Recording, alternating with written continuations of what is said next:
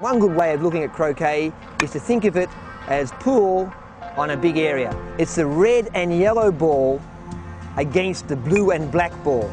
These targets are called various names in different countries. They're called hoops or wickets. People might think that's where the term sticky wicket comes from, but it's not quite true. Sticky wicket is a cricketing term.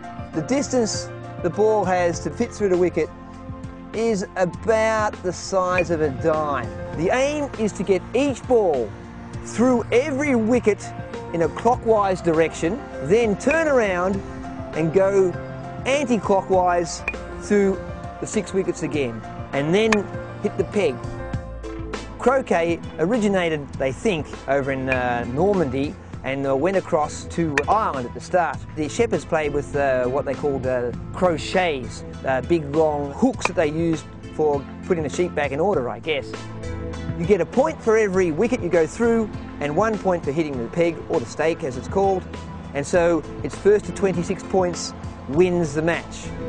In about 1850, a man called Jacques brought the game across to London for the World Exhibition at the Crystal Palace. From there, the game really exploded amongst the gentry in England and is played pretty much the same as then, with the rules being really tightened up as we've gone along.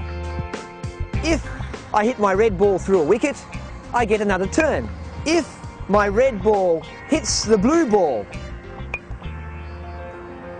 I get 2 more shots. I have to pick the red ball up and place it next to the blue ball, or the ball that I hit.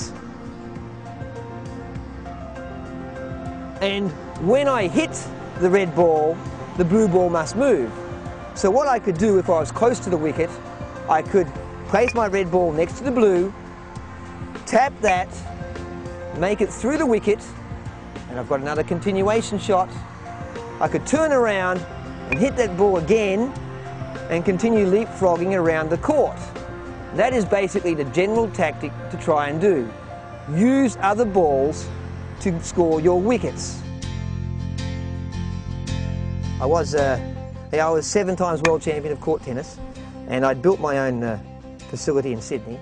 My wife and I came up here all the time from the late 80s onwards, and one day we were sitting in Sydney where I was working, and I saw an advertisement for the Westmore Club, tennis professional, and I applied, and as luck would have it, I ended up getting it. My boss came up to me and said, "You see that court down there, Wayne? You're the croquet professional. Here's a ticket, go down and learn how to play down in West Palm Beach," which is what I did. And I remember that I went down there, you know, not kicking and screaming, but I thought, what on earth am I going to be doing playing croquet? And pretty much from the very first time I hit the ball, I thought, this is just fantastic. You don't have to be such a great shot. If you're a great tactician, if you know how to play the split shots, then you can continue your break and beat people who are much more skillful at hitting straight than you are. But it does mean you have a lot of homework to do and you've got a lot of practice to do.